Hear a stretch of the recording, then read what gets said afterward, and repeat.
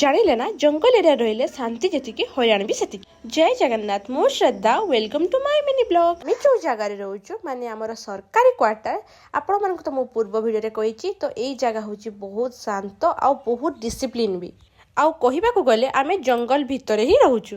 କାହିଁକି ନା ଆମ କ୍ୟାମ୍ପରୁ ମେନ୍ ମାର୍କେଟର ଡିଷ୍ଟାନ୍ସ ହେଉଛି 26 କିଲୋମିଟର।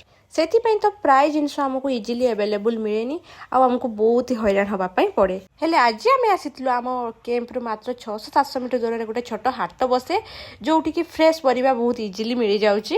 ଆଉ ଆମେ ପ୍ରାୟତଃ ଆମ ପରିବା ପତ୍ର ସବୁ ସେଇଠୁ ହିଁ କିଣାକିଣି କରୁ। ତ ଆଜି ମୁଁ ଆସିଥିଲି ମୋ ସ୍ୱାମୀଙ୍କ ସହ ପରିବା ପତ୍ର କିଣିବା ପାଇଁ ହାଟକୁ।